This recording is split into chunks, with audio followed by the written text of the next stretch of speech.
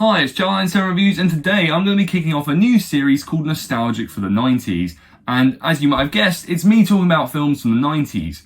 However, I'm already going against the title of the series because the film I'm going to be talking about today is one I don't really have any nostalgia for, rewatched recently against my better judgment, and thought it would be fun to talk about. And that film is Mortal Kombat Annihilation. Sub-Zero, Scorpion, Cyrax, Smoke, Shiva,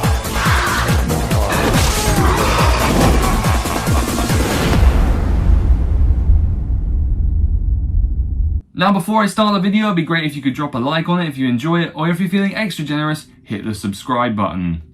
Now without further ado, let's dive back into the techno-heavy world of 1997 and see just how bad Mortal Kombat Annihilation still is. Now quickly, just before I start the review, I just want to mention the tagline at the top of this poster, destroy all expectations, which I kind of find ironic in a way, and maybe the filmmakers either knew or the promotional team that this film was not going to live up to anyone's expectations, even from the previous film, and I just wanted to mention that anyway because I find it very funny. Anyway, on with the review. The infamous sequel to one of the most beloved and iconically themed video game adaptations of all time. Mortal Kombat Annihilation sees a group of martial arts warriors have only 6 days to save the Earth from an extraterrestrial invasion. Now, I wasn't particularly fond of the Paul W.S. Anderson 1995 pop culture staple, much preferring 2021's reboot, and firmly believing that the two animated features from the last couple of years are easily the superior adaptations of this material, and probably the two best video game adaptations of all time. damn your god.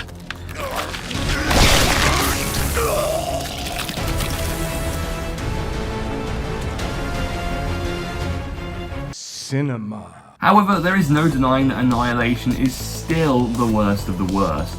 Barely held together by a scattershot nonsensical structure and a laughably pathetic amount of narrative context and cohesion. Boasting some of the most horrendous dialogue and performances put to screen. You're alive. Too bad you will die. And a barrage of eye-burning CGI awfulness. Now I appreciate the fact that this is a sequel and the majority of its audience will have seen the predecessor. That being said, the lack of coherent character introductions, a barrage of appearances from multiple characters, many of whom get a couple of minutes or less with zero personality attached to their screen time. The sense of time is non-existent, 6 days, okay.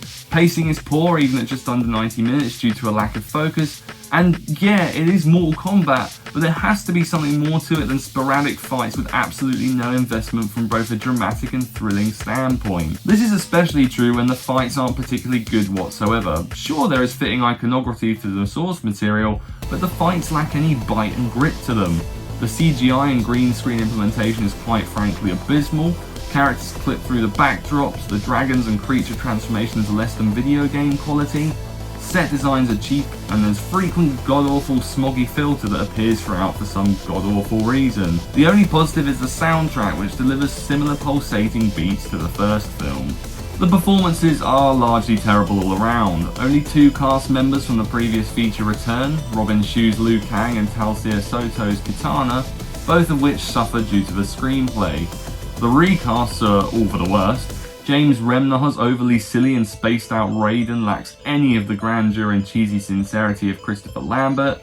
Sandra Hess's attempts at emotion as Sonya are laughable. And lastly, Brian Thompson's Shao Kahn is an absolute warbling pantomime villain of an antagonist. As long as I have the power, Khan, you will never rule this world. As long as the portal remains open, your world becomes my world.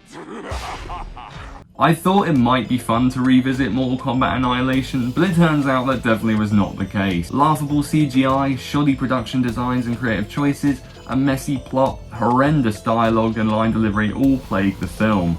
Though I can't deny, it did make me laugh at its nonsense a few times throughout.